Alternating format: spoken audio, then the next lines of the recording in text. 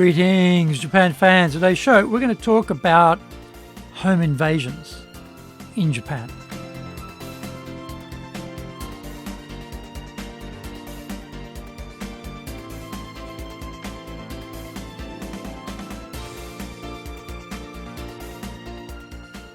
Maishu, arigatou gozaimasu, and welcome back to the 10th year of the Leadership Japan series. I'm your host in Tokyo, Dr. Greg Story, Dale Carnegie Tokyo franchise owner, president of Dale Carnegie Tokyo Training, and three-time best-selling author of Japan Sales Mastery, which is Zaegyo in Japanese, Japan Business Mastery, Japan Presentations Mastery, and my new book, Stop Wasting Money on Training, which in Japanese is Training de Okane o Muda ni suru no wa yamimashou.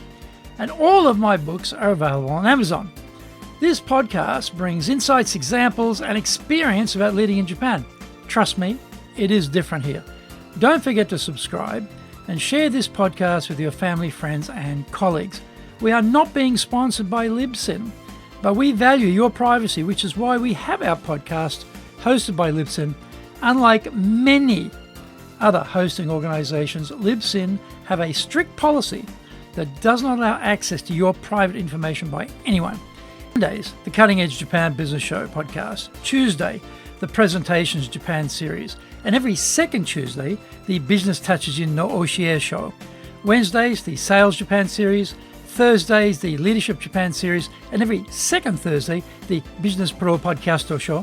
Fridays, the Japan Business Mastery Show podcast. Saturdays, Japan's top business interviews. Before we get going, today's handy Japanese phrase is Nodo kawaita. Nodo kawaita.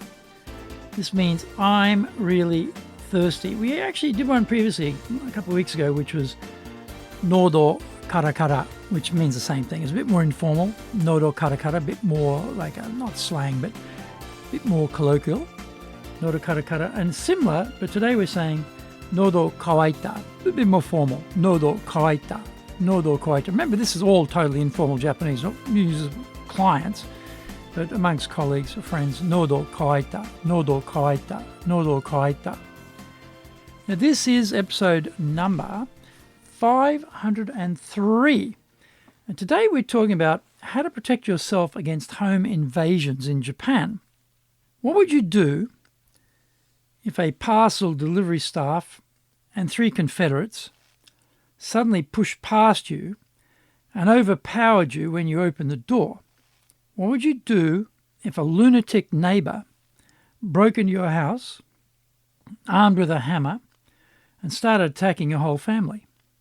The recent deaths of 90-year-old Kinuyo Oshio during a home invasion by the Luffy Gang, and hearing about long-time Tokyo resident and friend Bill Bishop and his entire family being killed by a lunatic neighbour, makes this a reality we haven't had to confront before. We are leaders. So how should we lead our families to protect ourselves from this type of crime? If you are quite a logical type and think that statistically this would never happen to you, or if you are squeamish about handing out severe physical violence to home invaders, then stop right now. It is a choice to defend yourself and your family, or to submit to being tied up and robbed.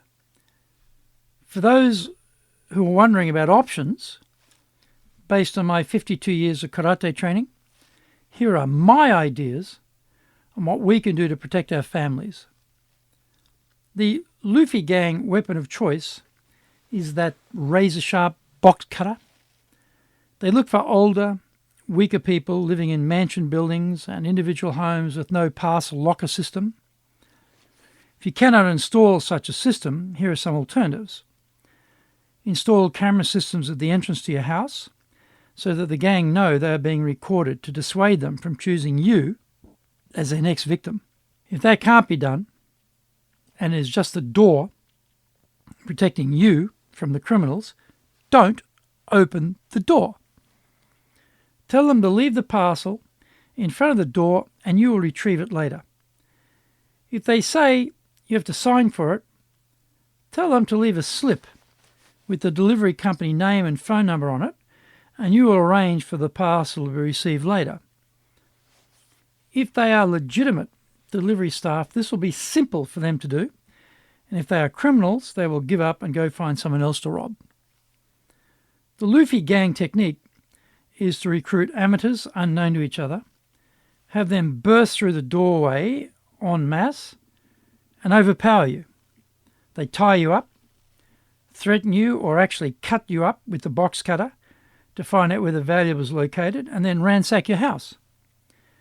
The gang leader, Luffy, has also assured them that they can kill you if they need to, and as we see, this is what happened to Oshio-san. Guns are obviously out of contention in Japan, so what can we do? Some self-defense weapons I like are a not-too-heavy hammer, nunchaku, and bokuto, or heavy wooden sword. The bokuto and nunchaku are distance weapons which help us against armed assailants with knives, box cutters, or hammers. The nunchaku is very compact and can be used in close quarters, whereas the bokuto needs some space to wield. For the nunchaku, the primary target should be the outside of the knees, so that you can both deny them mobility and you place them in a large amount of stress and pain. The ACL, anterior cruciate ligament, is what we want to damage so they cannot stand. We go after both knees too, so they are taken out as a threat until the police arrive. For the bokuto, the wrists and forearm are the initial target, so they cannot hold their weapon, and the secondary target again is the outside of the knees. The hammer is a close-range weapon. The primary target should be the sternum, that part of the chest from the solar plexus up to the throat. A hammer blow to the sternum is extremely painful, and they will feel it every time they breathe. This will stun them long enough for you to hit them in the secondary target, which again will be the outside of the knees. I don't recommend the face or temple for attack, because there is a good chance you will kill the assailant and find yourself in the dock facing a murder charge. That target zone is also high, and they may be able to avoid the swing, absorb the blow on their arm, or lean back out of the way, because they have good vision of the trajectory. The knee area, though, is down low, and quite hard for them to see what you are doing when you suddenly drop down out of their eye line until they feel immense pain in the knee joint and discover they cannot support their body weight anymore. We don't need flashy, Bruce Lee-style whipping technique for the nunchaku. Just simple practice to fling the extended wooden section around knee height is enough. The same with the bokuto. We don't need to be a Miyamoto Musashi. We just need to practice striking in front around where the arm and the wrist will be on the assailant. The key to strike is to push through the strike hard, backing it up with your body weight so that it penetrates deeply, rather than resulting in a shallow flicking type of strike. Remember, if we're going to hit them anywhere, then we have to disable them. If we can hit them hard enough to break their wrist or forearm, then that is helpful to reduce the threat. Find out more. We come back from the break.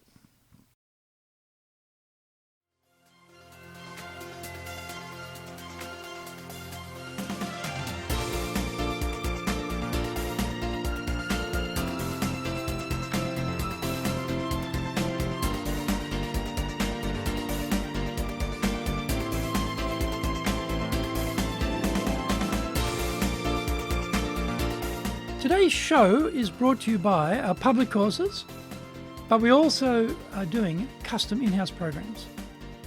We do them in both Japanese and English.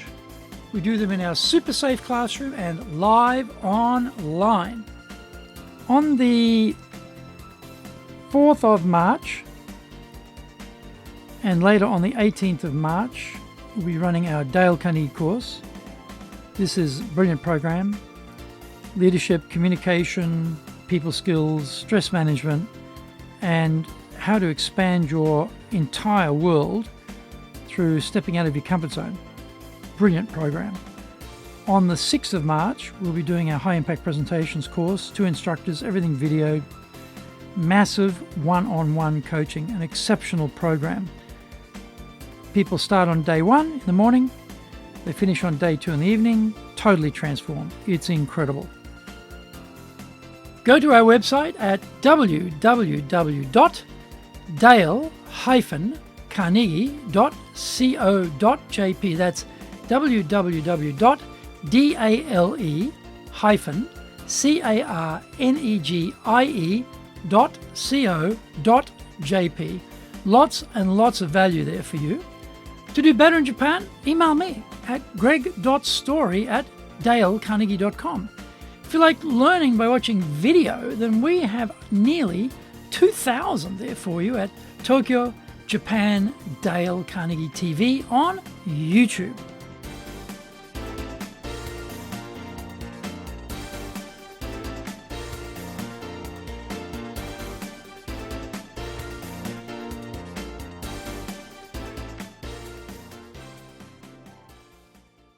Welcome back. The hammer uses the same technique we would use to drive a nail. Let the weapon's concentrated force do the work. However, don't practice by drawing the hammer back too far. This will signal what is coming, and the interval between drawing back and striking makes you vulnerable to counterattack. Practice striking in close quarters with a short, sharp, forward strike backed up with your weight rather than pulling back first. Remember, you can hit them more than once, and as they recoil in pain, this provides some more distance to take a bigger swing going forward. Once you start hitting, don't stop until you can take out their knees. If you have nothing to hand, another weapon I like is kategaho, that very thick magazine you can buy anywhere. Roll it up very tightly. We use the ends of the magazine as the weapon, and the action is like a tennis backhand swing where you come across your body and then jam the end into the assailant. The secret is to get the body weight behind it for maximum effectiveness. We hold the magazine in the middle so we can use either end. Try jamming it as hard as you can into a desk or a hard surface, and you will quickly see why this is such a powerful attack weapon.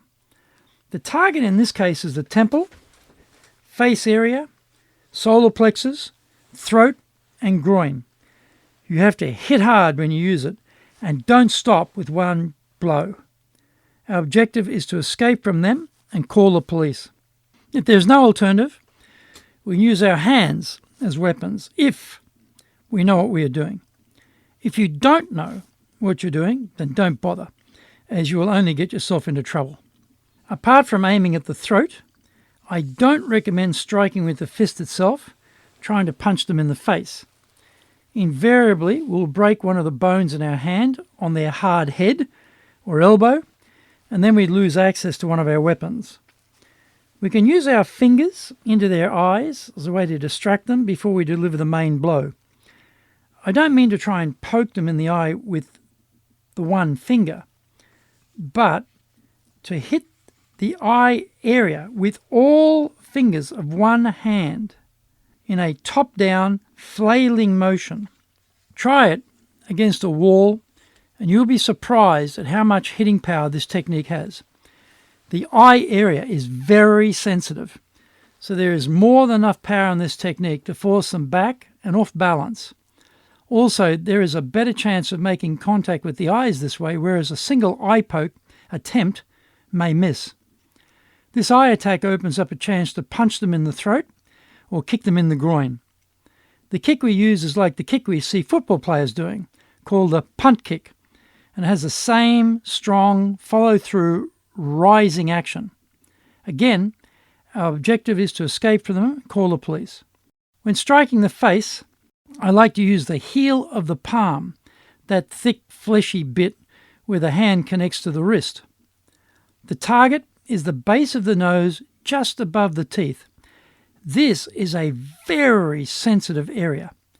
A slam, of the heel palm there will drive their weight up and back, and again provide a clear shot at a throat or groin attack.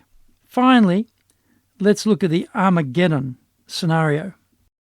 Things are totally desperate, and you absolutely believe you're going to be murdered right there and then. Now, every Japanese home has a set of razor-sharp hocho, or cutting knives for cooking.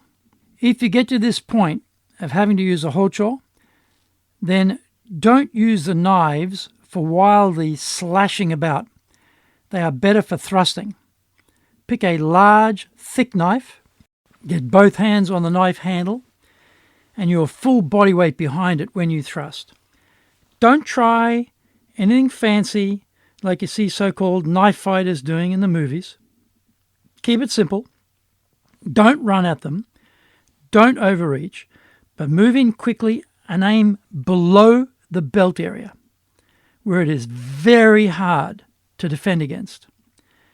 You'll probably have to use multiple thrusts because arms and hands will get in the way, but don't stop. If you survive their attack, you will be in court to face assault or murder charges. But that is better than being dead. I may be wrong, but I believe if Bill Bishop, his wife and daughter had retreated to the kitchen and each armed themselves with hocho and faced their lunatic neighbour assailant together, they may all still be alive today. Of course, none of this is guaranteed to work, but at least it gives you an idea of what are some options other than surrender and hoping they don't kill you after they've tied you up. Naturally, these techniques do require practice. The most important thing, though, is to generate the mindset for survival and to be prepared to defend yourself with everything you have when it gets real. If it is to be, it's up to me. If it is me or them, I choose me.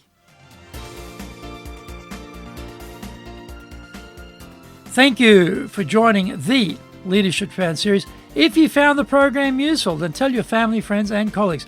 Don't forget to subscribe and share this podcast. You can contact me at greg.story@dalecarnegie.com. Our website is www.dale-carnegie.co.jp. Until the next episode, take what you thought valuable, put it into action, because idea application is what makes winners winners. So be one of them. Remember, I'm in your corner, committed to your success here in Nippon.